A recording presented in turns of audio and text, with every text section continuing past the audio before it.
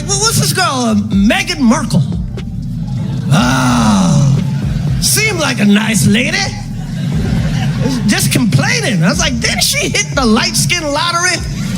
Did you see the interview last night? Oprah returned with Meghan and Harry in what will surely go down in history as the most shocking gender reveal party of all time. This is so amazing. So many of you here to see me, huh? I feel like Meghan Markle. This is dope. Lot going on in the news. My God, it's so crazy out there. What's going on with Meghan Markle? She thinks that everybody is just stupid. Like we can't see that she is manipulating his dumb husband. Prince Harry, whose memoir just broke the Guinness record for fastest selling nonfiction book of all time. They're now releasing a version for kids. I don't know if you know about this. It's a twist on The Princess and the Pea. It's called The Prince and the Penis, and it's They're so racist. They're so racist. Some of that he went through was not racism. It was just some in-law. Sometimes it's just some in-law. Everyone thinks marrying a prince is like a fairy tale. Turns out it's not. Meghan Markle said that when she joined the royal family, they took away her passport, driver's license, and keys. Welcome to the royal family. Please remove your belt and get ready for a cavity search. And her husband, Harry, made a number of startling accusations. This is so amazing. So many of you here to see me, huh? I feel like Meghan Markle. This is dope. Because even black people want to know. So well done. So brilliant. And it's like between that and the South Park thing, Emily, it's like the comedians they do a better job of bringing home someone's stupid, narcissistic, woke BS. The biggest addiction in America is attention. We are addicted to attention. Can't get enough attention. We used to want love. Now we just want likes. Posting up pathetic pictures. When Chris Rock stepped onto that Netflix stage, Meghan Markle probably should have unplugged her Wi-Fi and booked a one-way flight to anywhere without internet. But it gets even worse, because Jimmy Kimmel was waiting in the wings, ready to finish what Rock started. By the time Hollywood was done with her, the fairy tale had turned into a full-blown comedy roast. And trust me, what you're about to see will blow your mind. We gotta react to it. This is news making headlines today. As yes, that's not racist. Meghan Markle, don't you dare call the royals racist. Oh man, this bit. What's up, everyone? Before we dive into this absolute destruction, make sure you smash that subscribe button and hit the notification bell, because this channel brings you the most shocking celebrity drama that mainstream media won't show you. Today, we're breaking down how two of the biggest comedians in America completely dismantled Meghan Markle's victim narrative on live television. And spoiler alert, it wasn't pretty for her. Let's set the scene. March 2023. Netflix goes live with Chris Rock's special, Selective Outrage, broadcast from Baltimore's Hippodrome Theater. This wasn't just any comedy show. Even though all the news media ran with, she says there's a racist in the royal family, and she never went out to correct them. Will she come out to correct herself? Because she also said the royal family's racist because there's been debates about what title little Archie's going to get. And she suggested that's because she's half black and Archie's 1/4 black. And that was her other charge of racism. And now we get the update today via the Daily Mail.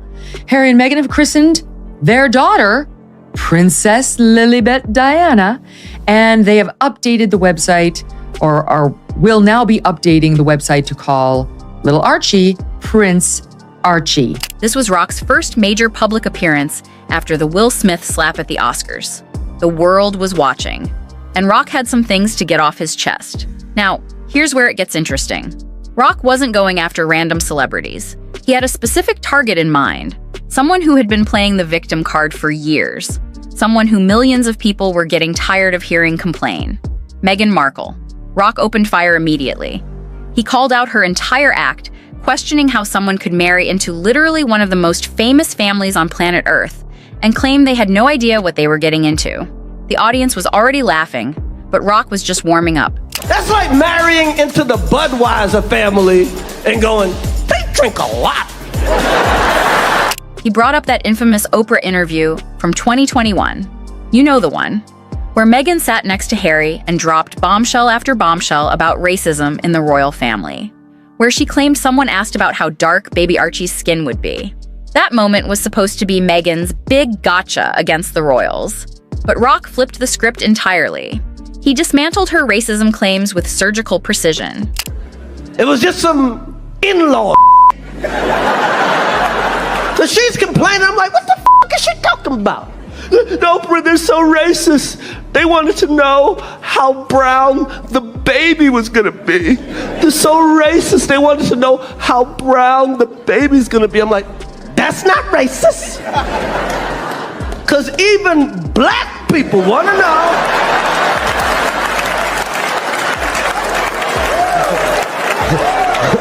How brown the baby gonna be? Okay, and he went off on this for a while. Again, this idea that everyone is a victim. He's like, no, you're not a victim. I'm sorry.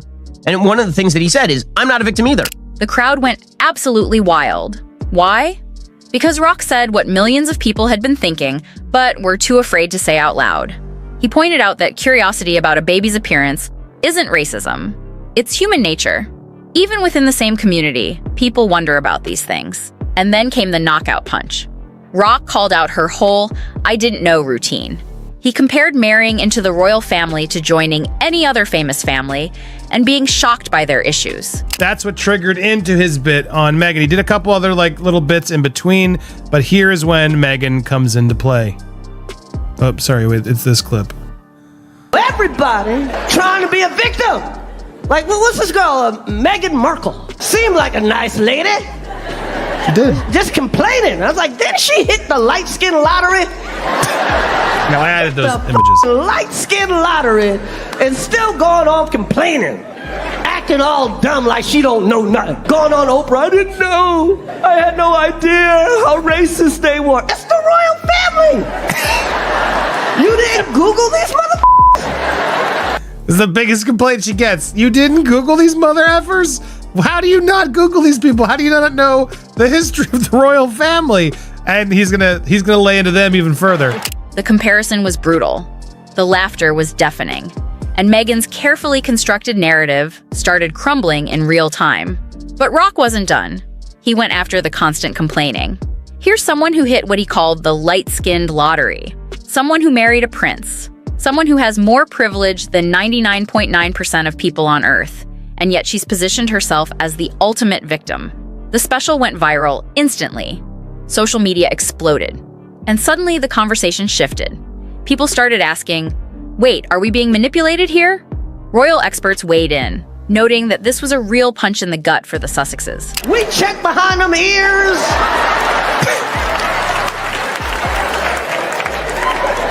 That's a scientific test. Because you got to see what kind of black child you gonna get. Is this a Steph Curry, baby? Or a Draymond Green, baby? And that Draymond baby gonna have a hard life. I know what she going through. I know what Meghan Markle's going through. I know her dilemma. Black girl trying to be accepted by her white in-laws. Oh, it's hard. It's hard, right? That's what he's trying to claim here, but not as hard as what, Chris? It ain't as hard as a white girl trying to be accepted by her black in-laws. You bring a white girl home for Thanksgiving, your mama gonna say something. Your mama's like, why is there a social worker at the table? After all, Netflix was the same platform that gave Harry and Meghan millions for their documentary series. Talk about awkward. Now, if you thought Chris Rock's roast was brutal, buckle up. Because Jimmy Kimmel had been sharpening his knives for years, and he was about to carve them up on national television.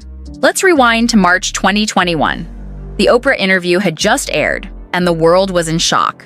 Meghan and Harry had just accused the royal family of racism, discussed suicide, and basically nuked their relationship with the palace. Everyone was waiting to see how late-night TV would respond. Enter Jimmy Kimmel. Kimmel dedicated his entire opening monologue to the interview. But unlike mainstream media, which treated it with kid gloves, Kimmel went straight for the throat. He called it the most shocking gender reveal party of all time. The audience burst out laughing immediately. But then Kimmel got serious for a moment. He addressed Meghan's claims about being silenced. He He said he believed it. The audience got quiet. And then boom, Kimmel hit them with a punchline so savage that people are still talking about it years later. He pointed out the massive irony in Meghan and Harry, claiming they fled England because of racism. Turns out it's not. Meghan Markle said that when she joined the royal family, they took away her passport, driver's license, and keys. Welcome to the royal family. Please remove your belt and get ready for a cavity search. And her husband, Harry, made a number of startling accusations. The governor of New York, Andrew Cuomo, vigorously denied all of them. Just had a reflex today. Meghan said that at one point, things got so bad, she went to HR at Buckingham Palace for help, and they refused to help. Only to move to America. Let that sink in. They came to America to escape racism. The same America that's been dealing with racial issues for centuries. The logic didn't add up, and Kimmel made sure everyone knew it. Then, Kimmel turned his attention to the royal family's alleged concerns about baby Archie's skin color. But instead of treating it as this massive scandal, Kimmel flipped the script. That was awkward. I was a bit shocked. Well, maybe it was that old lady right there. For reasons that have yet to be explained, Meghan told Oprah that the palace decided before baby Archie was born that he wouldn't be prince, that he wouldn't be entitled to royal protection, and that they were concerned about how white the kid might not be. So we have in tandem the conversation of he won't be given security, he's not going to be given a title, and also concerns and conversations about how dark his skin might be when he's born. He joked about the royal family's centuries of inbreeding and pointed out the hypocrisy of them being Here's a prince, born into unimaginable wealth and privilege, complaining about his life in a best-selling memoir. The irony was too delicious for Kimmel to ignore. Now, here's the thing that mainstream media won't tell you. Chris Rock and Jimmy Kimmel didn't just randomly decide to roast Meghan and Harry. They were responding to years of calculated PR moves, carefully staged interviews, and an increasingly obvious pattern of playing the victim while cashing massive checks. Think about it. Meghan and Harry signed a multi-million-dollar deal with Netflix. They got paid millions more for a Spotify podcast that barely lasted. They've done countless interviews, all while claiming they just want privacy and peace. The contradiction became impossible to ignore. And comedians, who make their living calling out BS, couldn't resist anymore. It's funny that the royal palace has HR and it's just as unhelpful as HR every place else. They also told Oprah that they've been cut off financially. Oprah was like, sorry, I already gave out all my cars. I can't help you. Meghan claimed she was silenced during her time in the UK. And after watching this last night, I have to say, I believe it. There's a conversation with you, with Harry, about how dark your baby is going to be? Potentially, and what that would mean or look like. Ooh. Rock's special was particularly significant because it aired on Netflix, the same platform paying the Sussexes millions. Royal experts noted that this had to sting. Harry and Meghan gave Netflix intimate access to their lives, and in return, Netflix gave a comedian a global stage to tear them apart. Kimmel's approach was slightly different, but equally effective. By consistently mocking them over multiple monologues and years, he normalized the criticism. He made it okay to question the narrative. He showed that you could call out the inconsistencies without being labeled a racist or a bully. That made me laugh as well. Mama, that's Jackie. We've been married 9 years. He goes on, I had to trim all this for you. We got 3 grandkids. You know I'm playing, right, Jackie? Just give me time, give me time. Meghan Markle, I know the dilemma. Black girl trying to be accepted by her white in-laws. I'm like, hey, if you black and you want to be accepted by your white in-laws, then you need to marry a Kardashian. And here's the kicker. Both Rock and Kimmel are extremely successful, respected figures in entertainment. When they speak, people listen. Their platforms reach millions. And when they both independently decide to call out the same people for the same issues, that sends a message. The impact of these comedy takedowns can't be overstated. After Rock's special aired, the conversation around Meghan and Harry shifted dramatically. Polls showed their popularity plummeting, especially in America, where they had initially found refuge. People started questioning everything. The racism claims, the privacy complaints while doing constant interviews, The victim mentality, despite living in a multi-million-dollar mansion. The constant media appearances while claiming to want peace. 2, attention. Can't get enough attention. We used to want love. Now we just want likes. Posting up pathetic pictures. This is me eating sushi. Like me. Easiest way to get attention is to be a victim. There you go. He said it. He said it, not me. He said it. Everybody claims to be a victim. When the real victims need help, ain't nobody gonna be there to help them. And right now we live in a world where the emergency room is filled up with motherfuckers with paper cuts. Okay? Everybody trying to be a victim. Comedy has this unique power to say what everyone's thinking, but nobody wants to say out loud. Rock and Kimmel weaponized that power brilliantly. They didn't need to write think pieces or create documentaries. They just needed to point out the obvious contradictions and let the audience connect the dots. And the audience did. In droves. Social media exploded with support for the comedians. People were relieved that someone finally said it. The tide had turned, and Meghan's carefully crafted image took massive damage. But here's what's really fascinating. Neither Rock nor Kimmel faced any real backlash. No cancellation attempts. No angry mobs demanding apologies. Why? Because they were saying what the majority was already thinking. Yeah, it was the most talked about thing. Because of the, So everyone at the time was like, you've got to do Meghan Markle, you've got to do Meghan Markle. And I thought that would be a good little added thing, you know, with the Britishness. I'm assuming Chris Rock does a bit on her. He must do a bit on her. So Okay. I found the clip. Okay. We genuinely have not seen this, including myself. We still haven't got round to watching the whole special, which we really need to. Does Meghan Markle make her own pretzel bags? They don't know why. That's interesting. She takes it from one bag and puts it in another bag. Another bag. And that confuses people. Fallon also mocked their confusing story about getting married before the actual royal wedding. Meghan said that she and Harry actually got married 3 days before the royal wedding. Great. Now I feel like a fool for waking up at 5 a.m. to watch two married people get married. I was curious what they did with Harry and Meghan's wax figures, so I found a museum employee who's temporarily storing them. That's when you know a public figure has lost the narrative. When comedians can roast you on national television and everyone cheers instead of defending you, that's game over. So what's the lesson here? Simple. You can't play the victim forever, especially when your actions contradict your words. You can't claim you want privacy while signing multi-million-dollar deals for tell-all documentaries and memoirs. You can't accuse people of racism while the evidence doesn't quite add up. Maybe just tell her that your grandmother is the queen and you're in the royal family. I don't know how to break this to you, H. But if you weren't in the royal family, M wouldn't be with you. And you definitely can't expect the world to never notice the contradictions. Chris Rock and Jimmy Kimmel did what great comedians do. They held up a mirror to society and said, "Look at this. Really look at it." And when people looked, they saw the truth. Meghan Markle came into the royal family as Hollywood royalty. She left as a cautionary tale. And thanks to Rock and Kimmel, millions of people got to see exactly why. The fairy tale is over. The comedy hour has begun. And Meghan and Harry are the punchline.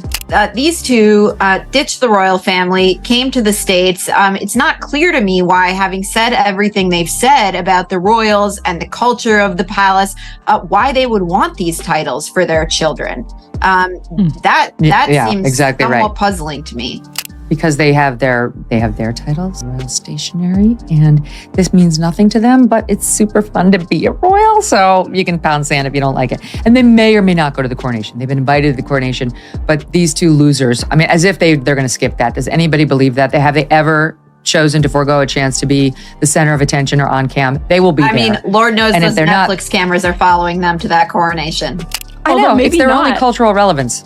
But maybe not, because again, like they've had projects scuttled in like the last year. I think interest in them is really waning. There's a lot of interest, obviously, in like people who are willing to criticize them. Like you, Meghan, your stuff does really well when you talk about them because there's a huge market for it that's not being served. Because people are actually like, what are you talking about? You're insulting this country. You're insulting decent human beings, and you're trying to make money and profit off of all of it. And then you want to turn around and use those profits to censor us, to make our the lives more unfair, to do all of these different things that is an abuse of your power. And so I think people are absolutely sick of it. If you enjoyed this breakdown of how Hollywood turned on Meghan Markle, make sure you're subscribed because we're just getting started.